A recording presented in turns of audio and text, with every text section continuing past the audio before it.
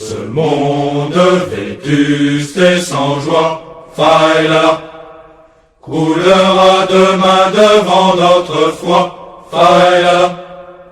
Et nos marches guerrières feront frémir la terre au rythme des hauts tambours des lance-clés. Et nos marches guerrières feront frémir la terre au rythme des hauts tambours des lance-clés. Nous sommes dans un monde de fous et dans un monde qui véritablement, organise de manière évidente, le génocide du blanc européen, c'est évident. On nous parle sans cesse du génocide, mais le vrai génocide, il est en train de se faire depuis plusieurs générations sous nos yeux.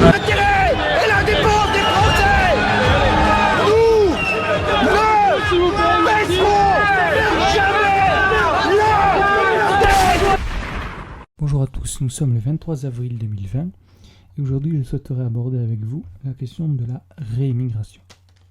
Alors, le constat comme quoi l'immigration est une catastrophe sociale, culturelle, économique et identitaire est partagé par de plus en plus de Français. Toutefois, en tant que nationaliste, et considérant que la France est une communauté de destin dans l'universel, le combat contre l'immigration a pour objectif premier de faire perdurer la France. Et ça, je crois qu'il faut le souligner de manière importante. Il ne s'agit pas de combattre l'immigration parce que moi, ça me gêne, mais parce que la France est en danger et est menacée de disparaître. Alors, tout d'abord, lorsqu'on souhaite mener un combat politique, il faut savoir s'en donner les moyens. Nous appartenons à une structure supranationale et technocratique qui s'appelle l'Union européenne, dont l'idéologie principale est d'une part l'européisme et d'autre part le mondialisme. Et cette structure nous impose une politique migratoire, comme l'a démontré d'ailleurs récemment, il y a quelques mois déjà, la condamnation notamment de la Hongrie par la Cour de justice de l'Union européenne. Il s'agit donc, premièrement, de quitter cette institution, parce qu'elle n'est pas réformable. Je ne vais pas expliquer pourquoi ici, parce que ça serait assez compliqué à expliquer, mais l'Union européenne est irréformable. J'en parlerai dans une autre vidéo d'ailleurs. Ça sera plus simple. Ensuite, il faut quitter la CEDH, qui est la partie au Conseil de l'Europe et qui nous imposera ou nous critiquera lorsque nous prendrons des dispositions concernant les demandeurs d'asile, la déchéance de nationalité ou d'autres dispositions de ce type. Et enfin, il y a Schengen, qui appartient au traité de l'Union européenne, mais disons que certains pays comme l'Islande ou la Norvège font partie de Schengen, ou la Suisse d'ailleurs, mais n'appartiennent pas à l'Union européenne. Une nation, ayant des frontières de manière naturelle, sinon elle n'existerait pas, il est naturel que ce soit elle qui décide de la gestion de ses frontières. En tout cas, dans le cadre de l'État-nation, comme l'a fait la France durant des millénaires. Alors,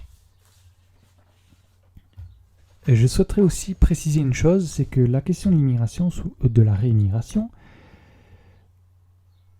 se pose, est avant tout une solution qui n'est pas face à l'immigration illégale, parce que pour moi, alors je vais préciser la définition, mais la réimmigration, c'est l'inversion des flux migratoires, pour arriver à un solde migratoire qui soit négatif. L'immigration illégale ne devrait même pas avoir lieu. Donc c'est pas une question de réimmigration, l'immigration illégale. C'est une expulsion des étrangers illégaux. Donc ce que cible principalement le projet de réimmigration, c'est une lutte contre l'immigration légale et à terme le remplacement de la population française. Alors, je vais maintenant développer différentes propositions que j'ai émises, qui rejoindront certains projets de réimmigration déjà proposés par notamment Henri de Lesquen ou le mouvement identitaire. Alors la première étape, c'est de créer un secrétariat à la réimmigration qui aura pour objectif d'appliquer les différentes mesures que je vais énumérer. Le premier des objectifs, ensuite, après cette création, ça sera d'arrêter les flux migratoires. Donc l'immigration, elle ne sera plus possible qu'au niveau individuel. Elle sera possible au niveau individuel et dans une large majorité de cas, elle devra être temporaire. Donc finalement, le tourisme et tout ça ne seront pas concernés évidemment. Mais les titres de séjour seront raccourcis. Alors il y aura une exception qui sera faite vis-à-vis des élèves venant de l'étranger, tout en conditionnant leur immigration à un retour rapide à la fin de leurs études dans leur pays d'origine. Comme ça, ça permettra de former des élites. Ensuite, il y aura l'expulsion évidemment des clandestins dont j'ai parlé tout à l'heure. Donc, où qu'elle soit en métropole ou en outre-mer, elle sera immédiatement expulsée. Et elle bénéficiera du droit de ne plus revenir sur le territoire. C'était évidemment ironique. Expulsion également de tous les délinquants étrangers qui se verront qui n'auront plus le droit de demander titre de séjour en France, parce que je considère que lorsqu'on vient dans un pays, la première des politesses est de respecter les lois de ce pays. Ensuite, une révision du droit d'asile. Alors, le droit d'asile qui n'est pas un droit, mais une faveur qu'octroie la France. Comme l'a très bien dit d'ailleurs Henri de Lesquen. En outre, il n'est évidemment pas possible à notre pays d'accueillir tous les réfugiés. Donc quand je dis révision, disons que c'est une disposition très particulière. Le droit d'asile, c'est pas je demande le droit d'asile comme ça, c'est la France qui donne le droit d'asile. Il faudra revoir vraiment les dispositions, ça ne devra plus être une filière d'immigration. Ensuite, il y a l'abrogation pure et simple du droit du sol, parce que vous connaissez cette analogie, un cochon qui naît dans une étable ne devient pas une vache. Donc la nationalité française, de facto, n'aura plus qu'un seul canal, deux canaux possibles, soit le droit du sang, c'est-à-dire un père ou une mère française,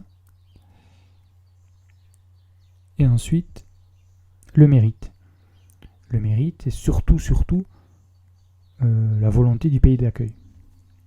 Ensuite, il y aura une suppression de l'AME, pure et simple, qui sera remplacée par une AMUC, donc qui s'appelle donc une aide médicale d'urgence contre les maladies contagieuses, parce que vous pensez bien que si nous avons un migrant qui vient sur le territoire, qui est très contaminant, et qui risque de contaminer d'autres personnes, il faudra évidemment le prendre en charge pour éviter qu'il ne transmette des maladies à la population française. Il faudra supprimer la double nationalité, parce que, alors quelle qu'elle soit d'ailleurs, qu'elle soit avec des pays de l'Europe ou non, parce que finalement la double nationalité, ça laisse planer un doute sur l'allégeance de celui qui la porte. Il faudra réviser les précédentes naturalisations, instaurer une préférence nationale, c'est-à-dire que tous les Français seront avantagés à la fois dans l'accès au logement et au travail, et ils seront les exclusifs bénéficiaires des aides sociales et familiales. Les étudiants étrangers, eux, ne doivent bénéficier uniquement que des bourses et des APL.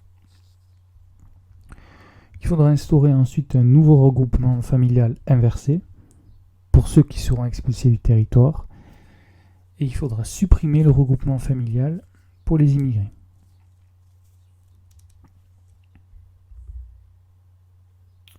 C'est-à-dire que si vous voulez, lorsqu'une personne immigrera en France avec sa famille de manière illégale, ou qu'elle sera venue par le biais de l'immigration légale, lorsqu'elle sera expulsée, ce sera l'ensemble de sa famille qui sera concerné. Ensuite, donc des mesures de manière plus internationale maintenant. Il faudra installer des camps de réfugiés dans les zones de guerre. D'ailleurs, la France se proposera au niveau de l'Organisation des Nations Unies la création de ces camps de réfugiés qui seront administrés et surveillés par les organisations internationales pour maintenir les réfugiés sur place. Ensuite, il faudra mener des partenariats bilatéraux avec les pays d'émigration. Alors, moi je lance une idée, c'est peut-être stupide ou ça a peut-être déjà été traité, je ne sais pas, mais bon, j'ai pensé à quelque chose de peut-être d'un peu original, c'est que et d'une part le soutien à des associations locales, comme Urgence panafricaniste, qui est actuellement présidée par Kémy Séba, qui n'est pas un grand francophile, mais peu importe. Et ça sera aussi la création d'un nouveau label, qui sera un label Contribuer au réenracinement, donc qui en fait concernera les entreprises françaises installées à l'étranger et qui disons, font du développement local. Des pays notamment d'Afrique, puisque c'est de là que vient principalement l'évasion migratoire. Donc ce label permettra l'exonération partielle d'impôts des entreprises qui en bénéficieront, et elles bénéficieront également de versements de subventions pour certains projets, ce qui évitera de balancer du pognon à l'Afrique aux dirigeants africains sans que cela ne serve à rien. Après, bon, j'ai donné des modalités un peu aléatoires, hein. Un avantage d'une durée butoir de 20 ans et un suivi régulier, par contre, évidemment, des activités de ces entreprises.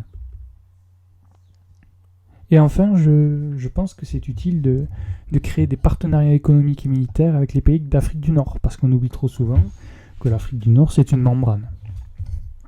Et donc une membrane, on est obligé de la soutenir. Oui, pardonnez-moi, j'ai été coupé. J'étais donc sur le dernier point.